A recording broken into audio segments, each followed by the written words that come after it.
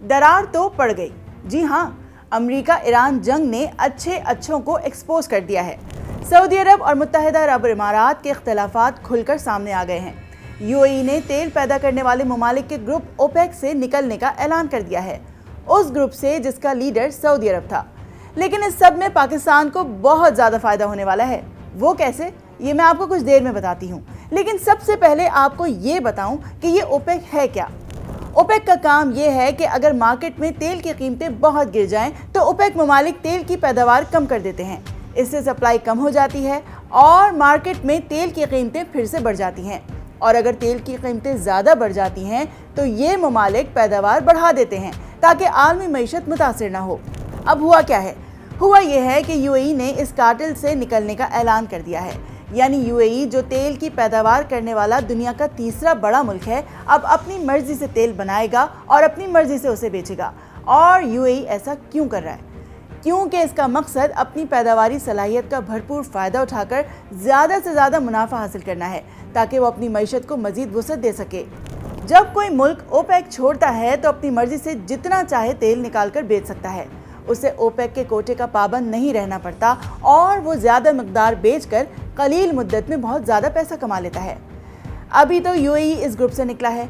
सोचें, अगर Iran, Iraq, Kuwait और दीगर तेल पैदा करने वाले ममालिक अपनी मर्जी करें तो इससे मार्केट में तेल ज़्यादा आएगा और तेल इंतहाई सस्ता होगा, क्योंकि इससे पहले कतर और अंगोला ये काम कर चुके हैं।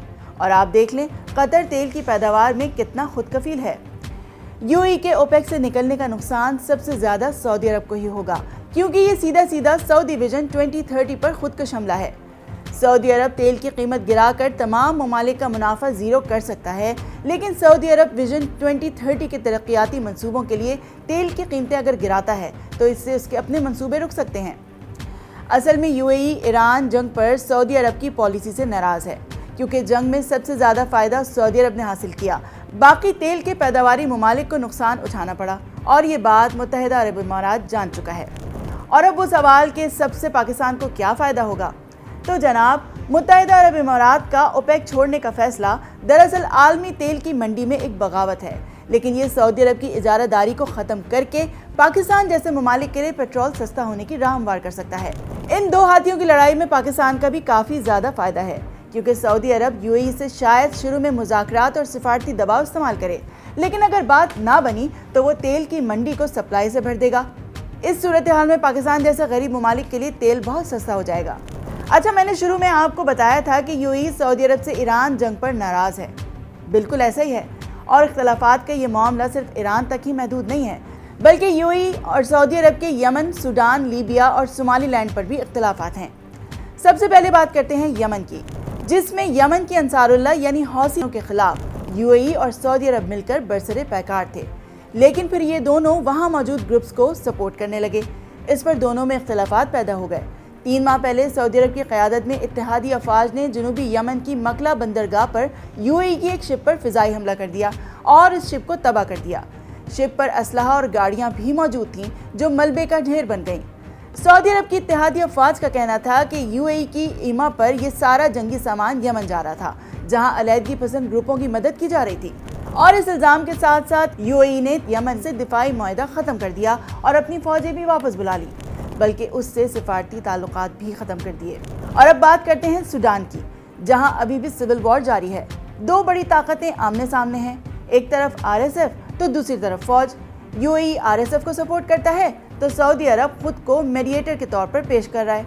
वहाँ भी सऊदी अरब, मुत्तहिदा अरब इमारात प्रॉक्सी वॉर लड़ रहे हैं। लीबिया में भी खाना जंगी जारी है। यूएई और सऊदी अरब जनरल हफ्तर की हिमायत कर रहे हैं, लेकिन कंट्रोल अपना अपना रखना चाहते हैं। यूएई फौजी कंट्रोल रखना चाहता है, जबकि सऊदी अरब सियासी तवादुन का मुतालबा कर रहा है। और अब सोमालीलैंड का जिक्र करूँ, जहाँ खामोश मगर स्ट्रेटेजिक जंग जारी है। सोमालीलैंड एक गैर तस्लीम शुदा इलाका है। यूएई ने वहाँ बंदरगाह और फौजी रसाई पर सरमायाकारी की, लेकिन सऊदी अरब मोहतात रहा, क्योंकि ये इलाका समंदरी रास्तों के लिए बहुत अहम है। और अब फरवरी में अमेरिका और इजराइल ने मिलकर ईरान पर हमला कर दिया। ईरान ने जवाब में अमेरिका के तमाम फौजी अड्डों को निशाना बनाना शुरू किया और सबसे ज़्यादा यूएई पर ताबड़तोड़ हमले किए। 100-150 और नहीं, बल्कि 2000 से ज़ायद फ़िज़ाई हमले। ईरान ने यूएई पर 550 बैलिस्टिक मिसाइल दागे।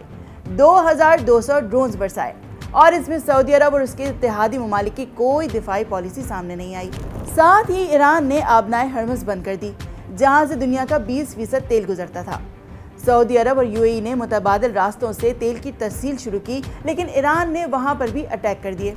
अभी जीसीसी का इजलास हुआ, उसमें सऊदी अरब, कतर समेत दीगर ममालिक के सरबराहान शरीक हुए, लेकिन यूएई ने अपना वजीर खारजा भेज दिया और कार्टेल से निकलने का ऐलान भी कर दिया, क्योंकि यूएई अपने एनर्जी सेक्टर को डेवलप करना चाहता है।